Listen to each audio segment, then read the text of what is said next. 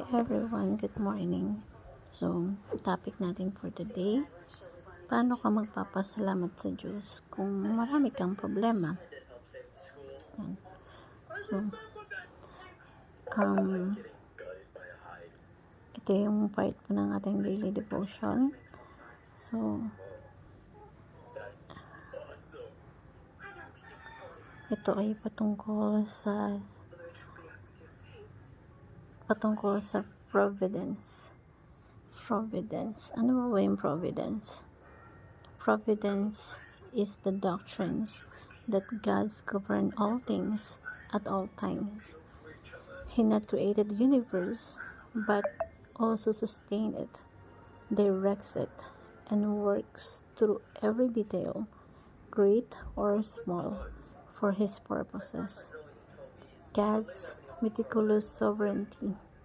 He upholds directions and ordains all things, from the rising of the sun to the fall of the sparrow. God's providence is not a random or cold. It is personal, wise, and good. For the believer, this truth brings deep assurance. Nothing happens outside the control of our loving Father.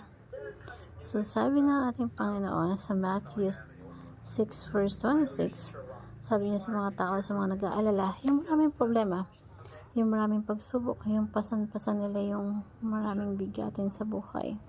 Sabi ni Jesus sa kanila, look at the birds of the air.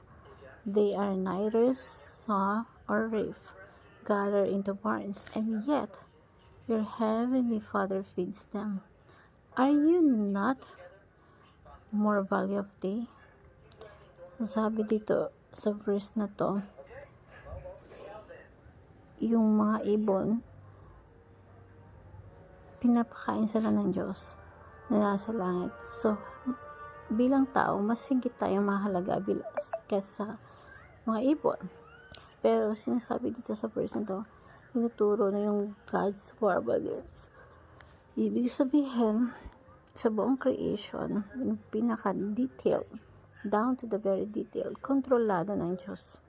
Kahit yung pagpapakain sa ibon. And according to Jesus Christ, kumakain yung mga ibon not because they want to eat and they have food to eat, but because God's feed them. So kapag may nakita kang ibon dyan na kumakain, huwag mo isipin na nangyayari outside of God's control. God's feeding them. Ang Diyos na nagsusustain sa kanila. So that is the providence. Walang nahuhulog na isang sparrow Sabi ni Jesus Christ na nagugulat ang Diyos na bakit namatay yung ibon na to or nahulog to. Lahat ng nangyayari sa buong creation, alam ng Diyos. Wala sa kaitaasan hanggang sa kailaliman. Ng pinakamalalim na dagat at lahat ng creatures at kung ano man yung pinaka small creation doon, alam ng Diyos yun kung gaano yun karami. Alam ng Diyos yun kung gaano karami yung bituin sa mundo. Sa buong creation, ilan yung strands ng buhok na meron ka ngayon. So, yung iba, kung makikita mo, konti lang yung buhok, yung iba sobrang kapal, pero alam ng Diyos yun. Exactly. Ganun ka-all-knowing ang Diyos. And at the same time, He's sustaining all things. Kaya pagka konti na lang yung buhok mo, o example, kung ilan mo yun nandiyan sa ulo mo, yun yung sinusustain ng Diyos, diba? Alam ng Diyos kung gaano karami yun. At pag may nahulog dyan, alam din ng Diyos yan. And lahat within the control of God. Walang nangyayari outside of God's will. So, first teaching is God sustained the universe down to its tiniest atom. Yung buong universe, sobrang lawak ng universe, diba? Pero, lahat yan, alam ng Diyos yan. Tignan natin, even nga yung pinakamalapit na planeta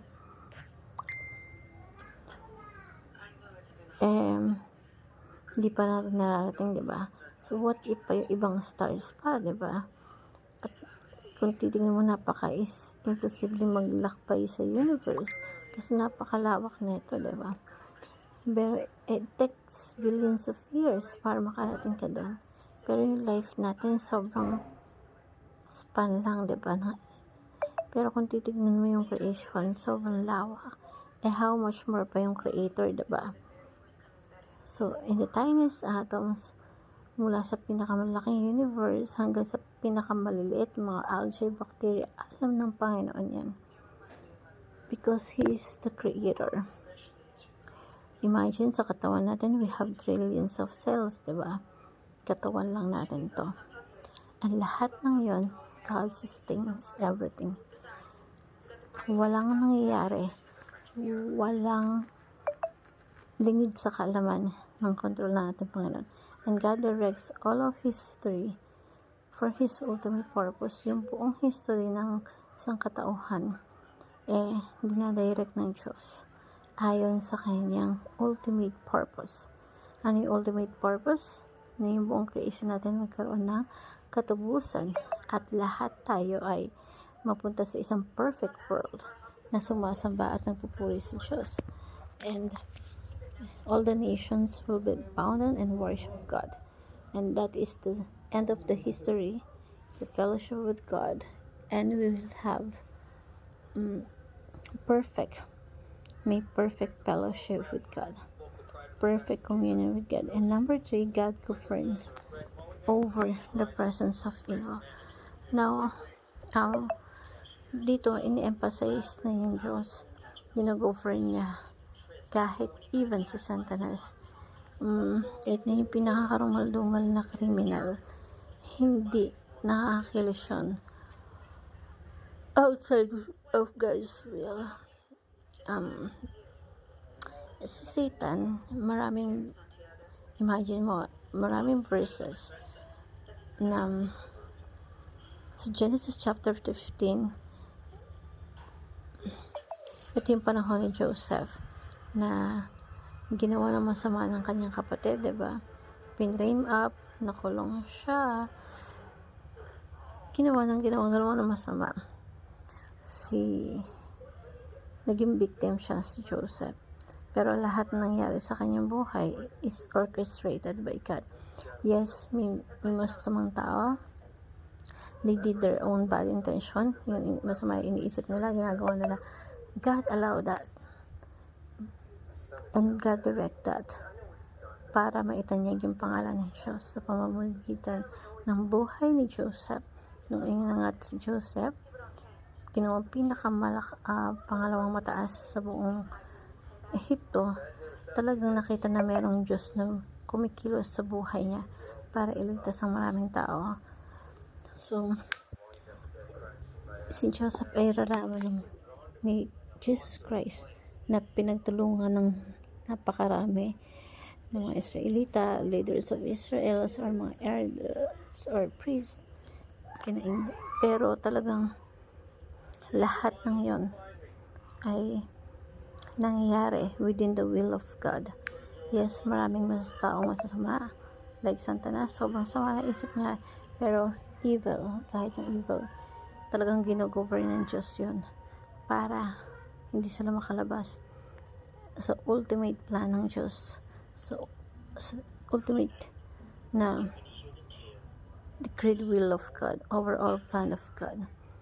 Meaning to say, kahit sa Satan, hindi siya makagawa ng kasamaan na hindi hihingi ng permission ng Diyos.